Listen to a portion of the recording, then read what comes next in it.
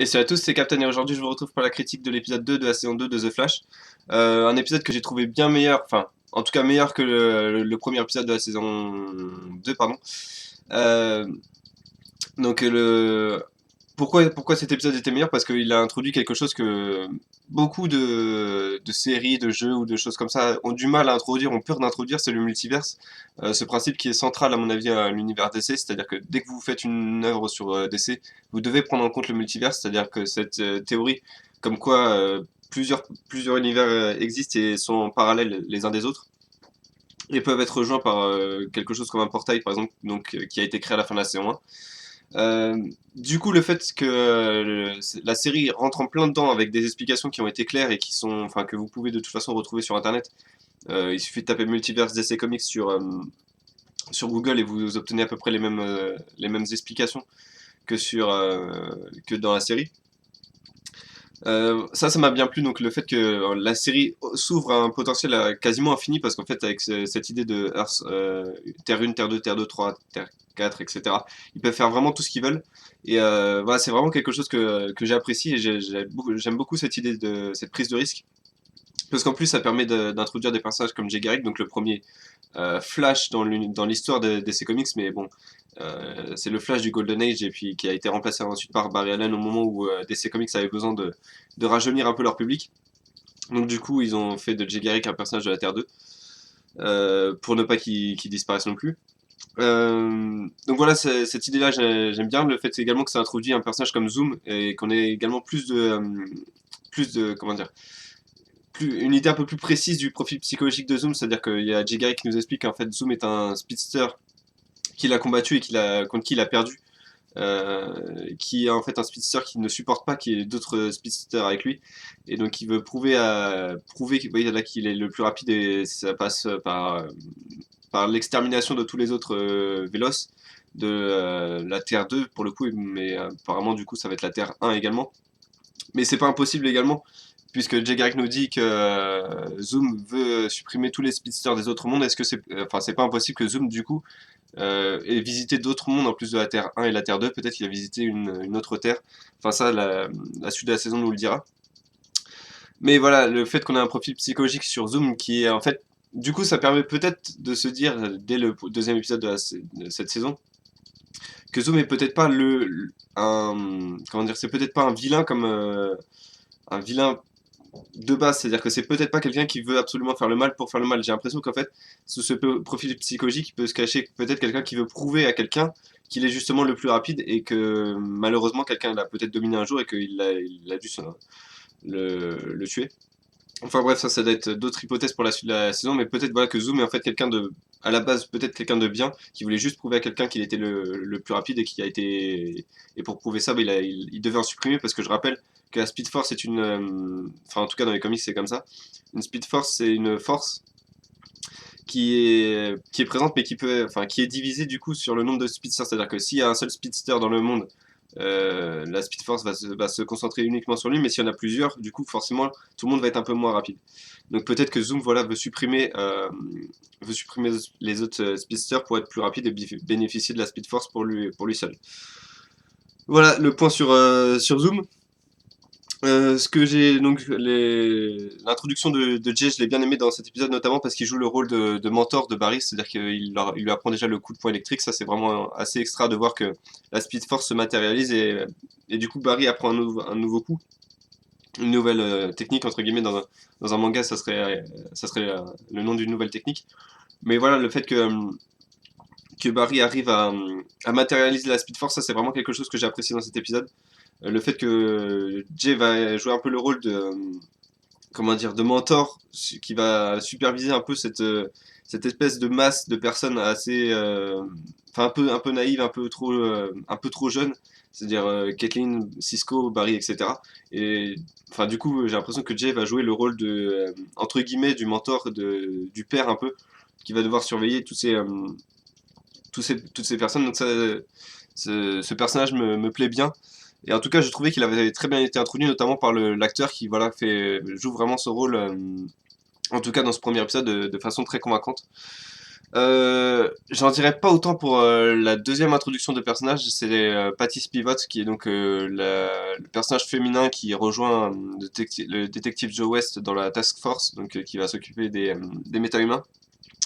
J'ai pas tellement aimé son introduction parce que j'ai trouvé qu'elle était forcée sur deux points, c'est-à-dire qu'elle est forcée au niveau des scénaristes, c'est-à-dire qu'on a le personnage qui sort d'un peu nulle part, qui a l'air d'être une nouvelle recrue, qui du coup direct va voir Joe West et lui dit je veux rentrer dans votre équipe de super, enfin contre les super humains, etc. Et le fait que, elle arrive à maîtriser comme ça des mecs, à suivre Joe comme ça, j'ai trouvé que c'était forcé. Et, ça m'a paru d'autant plus forcé au moment où elle rencontre Barry et qu'elle lui explique je suis un grand fan de vos travaux. Déjà première nouvelle, je crois que Barry ait des travaux. Il me semble qu'on n'en a pas entendu parler dans la saison 1, après le fait que on n'a pas entendu parler parce que Barry lui-même dit qu'il les a même pas tous lus, il n'a pas lu tout ce qu'il a fait. Ça prouve voilà que encore une fois c'est vraiment pour j'ai l'impression que c'était plus pour forcer un point commun entre Barry et Spivo entre Barry et Patty pardon pour trouver un point commun pour du coup partir de là pour faire une romance parce que il l'avait clairement annoncé dans le casting du personnage, c'est-à-dire on cherche une love interest pour Barry sur la saison 2 et enfin vu cet épisode ça me paraît évident que ça va être Patty qui va remplir ce rôle, mais voilà j'ai trouvé vraiment que c'était ultra forcé. euh, voilà, les scénaristes ont dû trouver un point commun, ils ont trouvé voilà, les deux aiment la science dans l'univers policier, du coup ils se rejoignent sur ça. Enfin, voilà, j'ai trouvé, je sais pas pour vous, mais j'ai trouvé que sur ce point de vue-là, c'était vraiment forcé le point de vue, enfin le fait également qu'elle suive Barry, qu'elle suive Joe partout et que, enfin, et le truc qui m'a également dérangé, c'est que, enfin, première apparition, elle se fait déjà capturer, ça sent vraiment mauvais pour la suite de la saison. J'espère vraiment qu'elle va pas jouer le rôle de demoiselle en détresse encore une fois cette saison parce que ça paraîtrait déjà trop quoi. Des premières apparitions, déjà elle se transforme déjà en Peach qu'on doit aller sauver. Euh, voilà, enfin, je trouve que les personnages féminins n'ont pas besoin de ça, surtout dans cette série où au final, je me rends compte qu'il n'y a pas beaucoup de personnages féminins qui sont très forts, qui peuvent tenir tête aux hommes. On a peut-être Golden Glider qui est la sœur de Captain Cold, mais c'est tout, selon moi. Et je trouvais vraiment que la série du coup avait pas besoin d'un personnage comme Patty Spivot qui est une, une fille banale qui se fait capturer dès sa première apparition. Ça rend pas une image terrible, hein, je trouve. Mon deuxième point noir envers ce personnage, c'est l'actrice qui a pas l'air vraiment très sereine dans son rôle. C'est-à-dire qu'elle avait toujours la même posture. C'était toujours, on a l'impression qu'en fait, elle a commencé a commencé ses plans ou en tout cas ses scènes avec une posture et c'est comme si dans sa tête, elle s'était interdit de bouger. C'est-à-dire qu'elle était toujours les épaules très droites, avec la tête un peu en l'air, les bras collés au corps.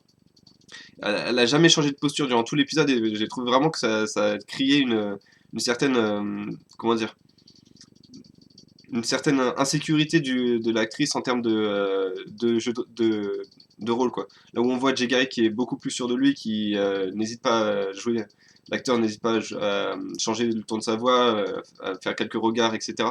Là, Baptiste Pivot, même quand elle raconte l'histoire de son père qui a été tué par le Weather Wizard, donc le frère, enfin, le, le, le méta-humain qui contrôle la météo, les éléments en tout cas. Même quand elle raconte ça, j'ai trouvé qu'elle était pas super convaincante, elle avait le regard un peu vide, etc. Enfin, après, c'est difficile de juger avec seulement un épisode de même pas 40 minutes, où elle apparaît pendant même pas 20 minutes, mais voilà, j'ai trouvé que faut vraiment que l'actrice se libère un peu plus. Parce que déjà que le personnage de base est très forcé, si en plus elle force son jeu d'acteur, ça va vraiment pas passer, à mon avis. J'ai trouvé également que la méfiance de Barry envers Jake était un peu trop forcée, certes, elle est basée sur le fait que Barry a peur de Jay parce qu'au final, la dernière personne qu'il a cru en termes de mentor, c'était Harrison Wells qui du coup l'a complètement trahi, etc. Donc du coup, c'est logique qu'ils veulent pas faire confiance, mais pour moi, quelqu'un qui arrive et qui vous dit je viens te mettre en garde parce que ton monde est en danger et je viens d'un autre monde où j'ai été battu par le mec qui est arrivé dans ton monde, enfin, à partir du moment où pour moi, après c'est vraiment que mon avis, mais à partir du moment où un mec vous dit qu'il est un speedster, qu'il a perdu tous ses pouvoirs et qu'en plus il a perdu qu'il a été défait par un ennemi, je pense pas que ce mec soit venu pour faire le mal. C'est au contraire quelque chose, enfin un acte un peu plus, un peu d'humilité, c'est-à-dire vraiment je viens de te prévenir parce que je suis pas taille moi, donc je préfère te prévenir parce que sinon il va t'arriver des emmerdes.